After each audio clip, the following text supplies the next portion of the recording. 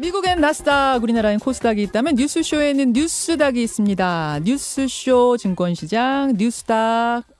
오늘 두 분의 패널, 이조가 나오시는 날이었군요. 더불어민주당 박용진 의원 어서 오십시오. 안녕하세요. 서울 강북을 지역구입니다. 국회의원 더불어민주당 박용진입니다. 무소속 이상일 전 의원 어서 오십시오. 네, 반갑습니다. 이상일입니다. 박 의원님. 용인 산다고 안 하시네요. 너무 오랜만에 너무 오셨어요. 오랜만이네요. 이게 반이 바뀌었네. 한 달 반 사이에. 정도. 그 사이에. 세상에 어떻게 지내셨어요? 여기 오니까 네. 이렇게 마치 나 어디 회사 갔다가 왔는데 네. 집 이사하고 아파트 현관키 바꾼 그런 느낌 있잖아요. 우리 저 끝에 스튜디오로 갔었어요. 조그만 데 처음에. 있다가 한 달 반 정도 만에 나왔는데요. 이게 예. 일정이 잘 안 맞아가지고 너무 죄송하고. 맞아요. 예. 그 사이에도 뭐 유치원 3법 관련해서 이제 법사위 기간이 계류 기간이 끝나서 본회의로 넘어갔거든요. 그래서 그 관련된 기자회견하고 학부모님들 또 모시고 또 기자회견도 했고요. 또 그 사이에 2017년 국정감사 때 그 홈런 쳤던 이건희 회장 차명 계좌 관련해서요. 네. 2차 그 세금 징수가 있었어요. 그거에 대한 사안 발표하고 모두 합쳐서 1,190억. 예, 우리 국민들한테 생각지도 못했던 세금과 과징금이 금융실명법에 대한 적용에 따라서 됐다. 이게 다 국정감사 때 제가 했던 일이라서 예. 한번 물면 끝까지 간다. 그렇죠. 이렇게 하고 있어요. 그런 일도 있었고 박용진 TV 구독자도 조금 빠졌다고 들었는데. 타격이 만만치 않아요. 아니 지금 나오셨으니까 이 얘기를 잠깐 안 하고 예, 가면 예, 또 궁금들 하실 것 같아서. 사실은 이 조국 국면, 이른바 네. 조국 국면에서 민주당의 공식 입장하고는 조금 다른 목소리를 내셨어요. 네. 금태섭 의원도 그렇고 뭐 외부 인사로는 진중권 교수라든지 김경률 첨예연대 위원장이라든지 우석훈도 그렇고. 이런 분들이 좀 다른 목소리를 내면서 이제 여권 지지층으로부터 상당한 비판도 받고 계시는데 네. 문득문득 후회는 안 하세요? 좀 뭐랄까, 왜 그렇게 굳이 했을까? 그냥 조용히 묻어 있으면 유치원 3법의 주인공이야. 그리고 뭐 삼성 바이오로직스 문제 정말 끝까지 파헤치는 재벌 저격수야. 사학 비리 제일 앞장선 사람이야. 이런 얘기 들으면서 이렇게 할 수 있었을 텐데. 근데 그게 또 박용진이 아니에요. 그러니까 괴로웠을 거예요. 많이 아무 말도 안 하고 있었으면. 근데 저는 뭐 그때도 제가 말씀드린 건데요. 예. 개인적으로는 조국 장관에 대한 신뢰가 있어요. 예. 오랜 시간 동안 이렇게 서로 알아왔기 때문에 그럼에도 불구하고 제가 이 자리에서 그때 드렸던 말씀이 교육 문제는 영린이다. 국민의 영린이다. 그래서 이거 해명 잘하셔야 될 사안인 것 같다. 자칫 잘못하면 최악의 상황이 올 수도 있겠다라고 하는 위기감을 느낀다고 말씀을 드렸어요. 그러셨죠. 그 정도 말은 스스로 내부적으로도 이미 예. 공유를 했고 예. 여러 경고 메시지를 이제 내적으로도 보냈고요. 국민들한테도 이런 생각을 하는 사람이 여당 안에 있습니다. 저뿐만이 아니라 여럿입니다. 근데 이제 이걸 말을 하는 사람과 말을 하지 않는 사람의 차이인데 그렇죠. 저는 그때 딱 때마침 이 자리에 있었고 이제 김현정 앵커께서 물어보시고 하니까 그 말을 이제 하게 된 거죠. 예, 예. 여러 가지 뭐 와이프도 그만하는 게 어때? 뭐 이렇게 얘기하기도 하고. 부인께서도 엄청 걱정하죠. 다른 데 나가서 또 하셨던데요, 근데. 제 생각이니까 그런 거예요. 그러니까 그거는 근데 또 이제 유시민 이사장의 그 이른바 주장이 우리한테 도움되지도 않을 뿐만 아니라 합리적이지도 않습니다. 그 마스크 발언. 예. 그거를 얘기하니라고 예. 이제 있었던 예. 일이라서요. 예. 근데 이제 아이들이 초등학교 6학년, 중학교 2학년이니까 아빠의 관련 기사와 댓글을 본단 말이에요. 박 의원님 아이 예, 그렇죠. 자녀들이. 근데 이제 그 막 온갖 사실은 좀 심한 표현들이 많거든요. 저는 제 일이니까 견디는데 아이들에겐 상당히 충격인 거죠. 그런 얘기 안 받으시던 분이 유치원 3법 그렇죠. 잘한다 소리만 들으시던 담임 선생님이 그냥 수업 시간에 그렇게 아이들 아빠 얘기를 이렇게 하면서 훌륭한 분이다 얘기했는데 이게 댓글로 보니 이게 뭔가 싶은 거죠. 네, 좀 마음고생을 하셨군요. 저는 적어도 진영 논리에 갇히지 않고 비판의식은 비판의식대로 갖고 또 이걸 제도적으로 변화시키기 위한 노력대로 하는 것이 정치인의 역할이라고 저는 생각을 합니다. 그러니까 당내에 좀 다른 목소리도 필요하다 이런 그게 소식이신 거죠. 뭐 다양한 거예요. 목소리가 필요하다. 그럼요. 아, 그 말씀이신 그게 건강한 거죠. 그러니까 박용진 의원, 금태섭 의원도 인사청문회 때 조국 후보자에 대해서 지적한 것들 아마 이 상식이나 합리적 이성을 가진 국민들이 궁금해하는 거를 저는 물었다고 생각하고 저도 과거 새누리당 있을 때 대변인 여당일 때 근데 청와대 인사 실패가 있었을 때 저도 청와대 인사검증이 이렇게 형편없느냐 그런 지적을 뭐 했죠. 물론 그쪽에서 경고가 여당인데. 왔었죠. 경고 받고도 한 2번 더 했는데 국민의 눈높이에 맞게 정치를 하는 게 옳다 이런 생각을 하고요. 우리 박용진 의원한테 궁금한 게 있어요. 뭐요? 그 교육 문제는 영린이다. 예. 이거 제대로 해명 못하면 결단의 순간이 올 수도 있다 이런 말씀 그때 한 달 반 전에 저랑 할 때 하셨는데 그 조국 지금 장관이 됐지만 그 교육 문제 해명됐다고 보십니까? 여전히 뭐 그 논란 중인 거고 이게 수사 중인 사안이라고 가버렸잖아요. 그 전에는 그냥 논란이고 의혹이었는데 오늘 또 마침 교육위원회 국정감사 첫날입니다. 그러네요. 교육부 장관 나오십니다. 그래서 아마 이제 뭐 여러 난타전이 있을 거라고 생각을 하고요. 다만 이제 말씀 좀 새누리당하고 민주당하고 다른 거, 더불어민주당하고 다른 거. 자유한국당. 아니 그 당시 새누리당. 그 당시. 뭐냐면. 그 당시. 그쪽으로부터 경고를 받았다고 하셨잖아요. 저는 그렇진 않았어요. 그러니까 지금도 청와대의 이 정무라인하고 이렇게 협의도 하고 라인 유지를 하면서 의견 서로 주고받고요. 그래요. 당 지도부가 그 문제 관련해서 이렇게 눈치를 주거나 옆구리를 찌르거나 이러지 않습니다. 그러니까 그러니까 김혜영 의원, 금태섭 의원도 의총에서 얘기를 비공개 의총입니다만 뭐 다 알려지죠. 그 얘기를 하고 나서 우리 당 지지자들이나 네티즌들에게 비판과 이런 것들을 받긴 합니다만 그건 그분들의 권리이고 자유거든요. 그런데 당 안에서의 이런 이견이 그러니까 민주적인 의견의 표출이나 이런 것들이 뭐 제약받는다거나 눈치를 받는다거나 혹은 밖에서 걱정하시는 것처럼 뭐 공천 불이익의 대상으로 올랐다거나 그런 거 전혀 없고요. 아니라는 점. 그래서 그건 전혀 다릅니다. 알겠습니다. 언론을 통해서 보면 이제 경고의 형태가 여러 가지잖아요. 그러니까 지금 본인이 안 받으셨다는데 계속 받은 거 아니냐고. 받기를 바라시는 거예요? 그러니까 제 경우도 그 표현을 제가 경고라고 그래서 그렇지 이제 뭐 해석하기 나름이죠. 그러니까 사실은 어떤 상황이든 진영 논리에 갇히지 않고 시시비비를 있는 그대로 보려는 그런 자세가 중요하다. 이런 생각입니다. 알겠습니다. 오랜만에 나오셔서 잠깐 좀 여쭙고 그나저나 상한가 하한가를 뉴스닥에서 뽑는 방식이 조금 바뀌었습니다. 여러분. 상한가 하한가를 무조건 이 패널들한테 뽑아오십시오라고 저희가 주문을 드렸더니 고민들을 많이 하시더라고요. 이번 주는 도저히 상한가 줄 사람이 없어요. 그랬죠. 뭐 이번 주는 도저히 하한가가 없어. 이런 고민들을 많이 하셔서 이번 주부터는 자유롭게 상한가 하한가 중에 골라오시면 되거든요. 그랬더니 두 분 다 이번 주는 상한가 골라오셨죠. 두 분 다. 네. 그렇죠. 상한가를 골라오셨네요. 자, 어떤 분부터 이상일 전 의원.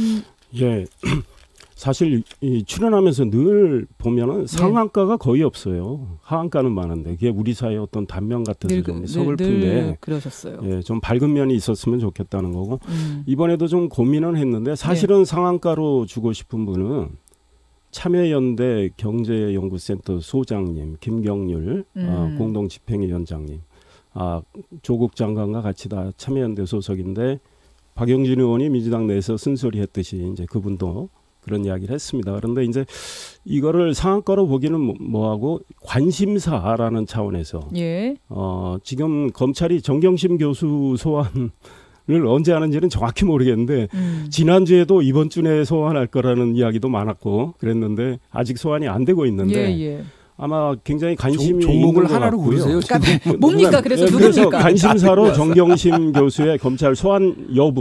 정경심 교수 소환이 상한가다. 관심사다. 왜 그러느냐. 자, 잠시만 기다리시고요. 일단 확인부터 할게요. 박용진 의원은 상한가 뭘로 가져오셨습니까?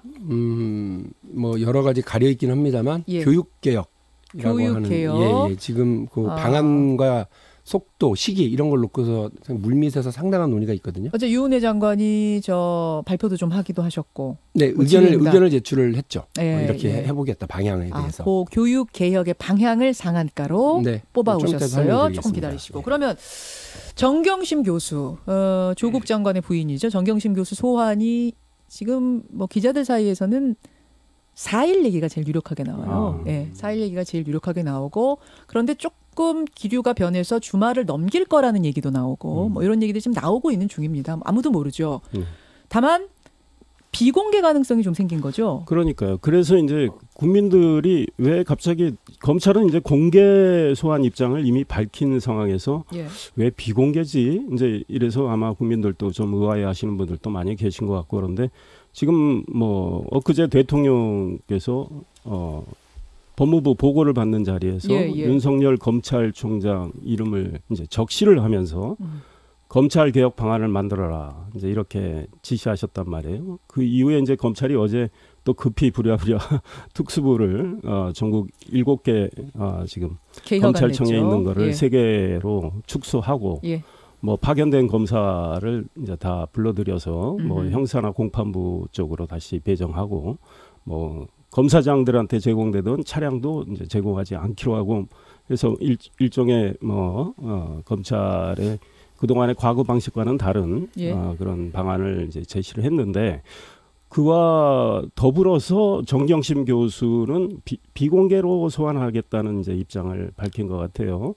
뭐 언론의 관심이 집중돼 있고 또 뭐 본인의 건강 상태를 고려해서 한다. 검찰의 고민은 있을 것 같긴 해요. 그러나 정부가 말하는 이 검찰 개혁 소위 이거는 저는 검찰 개혁 본질은 검찰의 중립성, 독립성 강화라고 생각합니다. 그러니까 검찰의 수사 관행이나 이런 거는 중립성, 독립성을 최대한 유지한 상황에서 이제 개선돼야 된다고 보는데, 이런 이 정부의 주문이 있은 직후에 소위 정부가 주문한 검찰개혁의 수혜자 1호가 정경심 교수가 되는구나. 과거에 지금 뭐 우리 국민들이 다 아시지만 지난 정권에 대한 검찰 수사를 보면 전부 포토라인에 세웠단 말이죠. 그 말씀은 포토라인에 세우는 공개 소환이 있어야 한다. 정경심 교수의 경우는 이번에 포토라인에 서야 된다고 생각합니다. 대통령이 검찰의 검찰개혁 지시하면서도 이번 조국 장관과 관련된 사건 후에 좀 더 개혁적인 방안을 내라는 식으로 수사에 간섭으로 비치지 않도록 하라고 했는데, 알겠습니다. 지금 뭐 검찰은 아마 너무 주눅이 든 거 아니냐 이런 생각이 들어요. 어떻게 생각하세요? 저는 뭐 그렇게 큰 의미 없다고 생각하고요. 그 포토라인에 세우자. 그래서 그 말씀 자체가 어떻게 보면 그 인권 침해일 수도 있다고 봐요. 그러니까 그거 포토라인에 서해워지는 사람들의 입장에서 보면 그들의 죄가 있든 없든지 간에 입장에서 보면 참 난생 처음 겪는 황당한 상황이거든요. 그런데 그거를 감당하고 감내해야 될 위치에 있는 사람들이 있습니다. 저나 이상일 의원님 같이 이렇게 공인의 경우, 또 국민의 녹을 먹고 있었던 사람들의 경우는 그럴 수 있다고 저는 생각을 합니다. 그런데 정경심 교수 같은 경우는 그 뭐 교수직을 가지고 사회적 지위가 있는 분이긴 합니다만, 그 공인의 그냥 가족이라는 거 말고 또 이 사건의 뭐 피의자라고 하는 거 말고 굳이 그렇게 공개적으로 할 필요가 뭐가 있습니까? 검찰이 수사는 원하는 대로 다 했습니다. 대통령도 이미 말씀하신 것처럼 검찰 수사권에 어떠한 제한도 없이 이렇게 수사를 쭉 벌려왔고요. 거기에 대해서는 지금도 뭐 정부에서나 대통령이 수사를 이래라 저래라 이렇게 지시를 하거나 언지를 주거나 혹은 과거 정부가 했었던 것처럼 민정 라인을 통해 가지고 통제하려고 하는 그런 라인도 이제 없어요. 그러니까 검찰은 하고 싶은 수사를 마음껏 하고 있습니다. 그런데 굳이 이거를 공개 비공개 여부를 가지고 수사의 내용이 달라지느냐, 전혀 그렇지 않기 때문에 불필요한 논란을 갖는 것도 저는 검찰에게도 좋지 않다고 생각을 합니다. 그래서 그만한 공인이라고 한다면 모르겠지만 그렇지 않은 자연인이고 그냥 한 사람의 피의자라고 그런다면 굳이 거기 세우려고 하는 것 자체가 저는 잘 납득은 되지 않습니다. 이상일 의원? 저는 검찰의 수사 내용이 달라질지도 모른다는 생각을 하고 있습니다. 그러니까 조국 장관이 되고 나서부터 검찰개혁이라는 말을 써가면서 검찰을 압박하고 있었고, 본인이 민정수석할 때 내놓은 검찰개혁 방안은 특수부를 그대로 존치하는 거였습니다. 그 이미 국회에 가 있잖아요. 특수부 안 건드렸어요. 왜? 그 특수부를 통해서 과거 정권 수사 정말 먼지털이식으로 했는데 이제 와서 본인도 수사 대상이란 말이에요. 그리고 가족이 이제 수사를 받고 있으니까 특수부를 줄인다. 그 다음에 지금 부인이 받고 있는 의혹은 우리 국민이 정말 충격을 많이 받았을 겁니다. 너무나 많은 의혹을 받고 있어요. 그렇다면 부인이 포토라인에 쓰는 게 과거의 수사와 관련해서 형평성에 맞다. 왜냐하면 그냥 형평성 차원에서 형평성에도 비춰서도 맞다. 예, 그냥 자연인이 아니다라는 거죠. 조국 장관 아니 검찰이 압수수색하는데 조국 장관 집 저는 압수수색도 매우 늦었다고 생각하지만 아니 장관이 전화를 해서 아니 이제 검찰과 장관의 말은 빨리요. 좀 다른데 좀 뭐 내 집사람 컨디션이 안 좋은데 좀 잘 좀 해달라.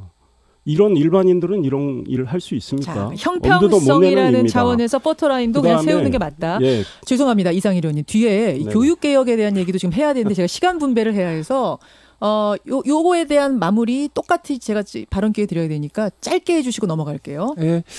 박 의원님. 저는 뭐 검찰 수사와 관련해서 여러 논란이 있습니다만 참 그 당황스러운 것 중에 하나는 뭐냐면 제가 여기서 상한가로 뽑았던 상한가 대상 중에 하나가 삼바, 그러니까 삼성 바이오로직스 분식회계 사건에 대한 수사팀이었어요. 맞아요. 그래서 참 잘한다. 수사 잘한다. 근데 이제 그분들이 지금 그러니까 이른바 특수부, 이른바 그 윤석열 라인의 수사팀에 있는 분들인 걸로 알고 있습니다. 지금 이분들이 이 사건을 수사하고 있지는 않습니다만, 저는 검찰이 참 달라졌다라는 느낌을 받았던 게, 그러니까 거대 권력, 거학에 대해서 눈치 보지 않는구나. 정말 고맙다 이런 생각을 했었기 때문에 그때 상한가로 뽑았습니다. 그러나 그때도 이른바 그 경제계를 중심으로 해서 도대체 압수수색을 어디까지 하는 거야. 그래서 뭐 삼성이 몇 번 그 압수수색 대상이 됐다 이런 얘기를 하면서 불만이 쏟아져 나온 적도 있거든요. 저는 검찰이 눈치 보지 않고 수사하도록 만들어주는 거 되게 중요하지만 국민의 기본권을 침해할 수 있는 유일한 공권력 이 바로 이들입니다. 알겠습니다. 그렇기 때문에 적절한 어떤 민주적 통제가 필요하다는. 자, 1분이 남아서 아니 이거 포맷을 바꿔도 시간이 모자라요.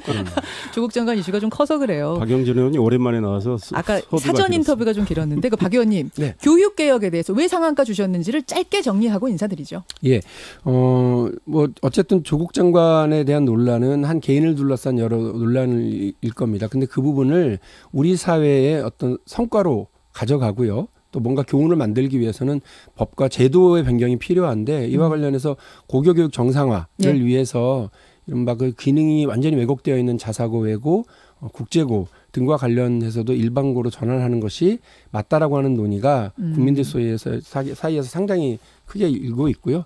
관련한 대입 입시에 있어서 보다 평등하고 기회 균등성을 강화하기 위한 제도도 저희 정부 여당에서 적극적으로 마련하도록 노력하겠습니다. 잘하셔야 됩니다. 정말 잘하셔야 됩니다. 여기까지 오늘 두 분 오랜만에 뵙습니다. 뉴스닥 고생하셨습니다. 감사합니다. 박영진 의원, 이상일 전 의원이었습니다. 김현정의 뉴스쇼는 청취자 여러분의 참여로 이루어집니다. 트위터, 페이스북, 레인보우 게시판, 그리고 단문 50원, 장문 100원의 유료 문자 샵 1212, 우물정 1212 통해 참여하실 수 있습니다. 김현정의 뉴스쇼, 여러분과 함께 만듭니다.